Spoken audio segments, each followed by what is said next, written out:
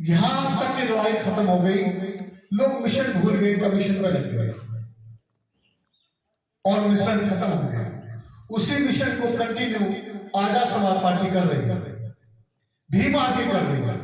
पूरे देश में संगठन है भीम आर्मी का, क्योंकि भीम आर्मी एक कॉन्सेप्ट है, एक विचारधारा। इसको जो अपना लेगा वो कहीं भी रहे, वहीं पर आंदोलन हो जाएगा।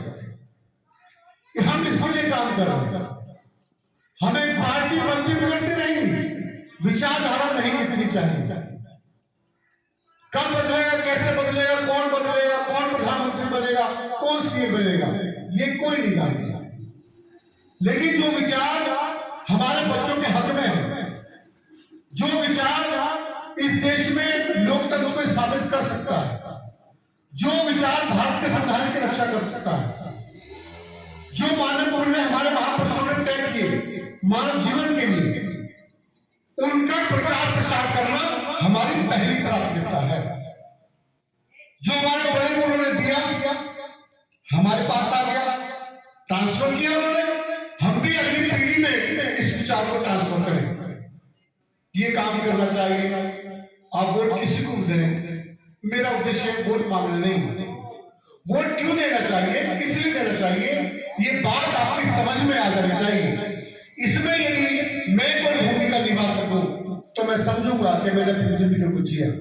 मैं लालच लेके निकला हूं, ये मानव प्रवृत्ति है, बिना लालच के कोई काम नहीं करता है। जिसका जितना बड़ा लालच उसका उतना बड़ा त्याग, उतना बड़ा संघर्ष।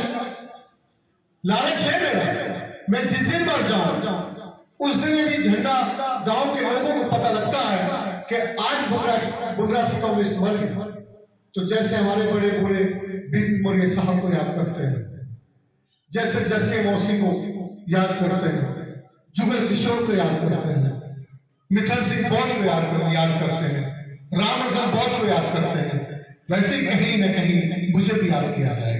लोगों की आंखों में नमी आ जानी चाहिए, जीवन का संघर्ष ऐसा होना चाहिए। और यहाँ मर रहे हैं, मरेंगे सब, कोई जिंदा रहने वाला नहीं है। मैं घर में रहूंगा तो भी मौत आएगी, कोई एक्सीडेंट में मार सकता है, गोली से मार सकता है, मौत तो आनी है। लेकिन बाबा साहब ने कहा है, जुल्म करने वाले से जुल्म सहने वाला ज्यादा बुरा है। जुल्म हो रहा है, हम नहीं बोल रहे हैं। हमारे बेटे का बलात्कार हो रहा है इस देश में, सीबीआई रिपोर्ट देती है कि बलात्कार हुआ है, हम नहीं बोल रहे। हमारे बच्चों का अधिकार छीने जा रहे हैं, हम नहीं बोल रहे। हमारे बच्चों के स्कूल बंद किए जा रहे हैं, हम नहीं बोल रहे। हमारे लोगों को टारगेट किया जा रहा है शराबी बनाने के लिए, हमारे मोहल्ले में ठेके खोले जा रहे हैं, हम नहीं बोल रहे। हमें बोलना पड़ेगा, संघर्ष करना पड़ेगा।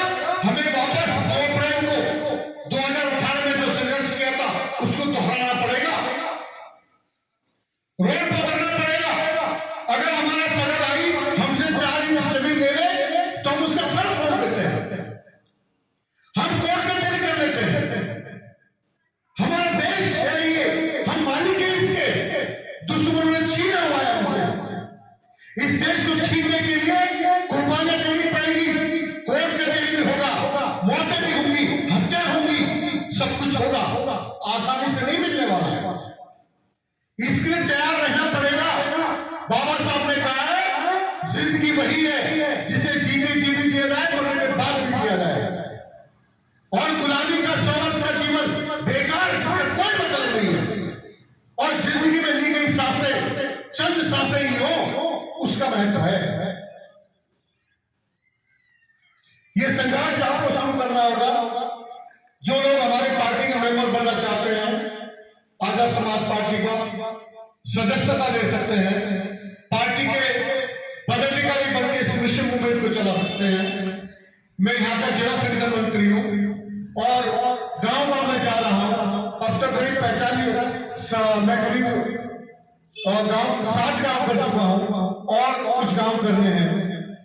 और मुझ पे भाई ने जिम्मेदारी दी है, वो ये चाहते हैं कि उमेश हापुड़ के लोगों को जगाने की जरूरत है। हापुड़ के लोगों ने हमेशा अपने मान सम्मान स्वाभिमान की रक्षा की है। अगर वहां पर लोग जाग जाए तो हम पूरे देश में स्थापित हो सकते हैं। तो हापुड़ को विशेष प्राथमिकता देते हुए वहां पर वीरेंद्र कुमार श्रीष को यहाँ का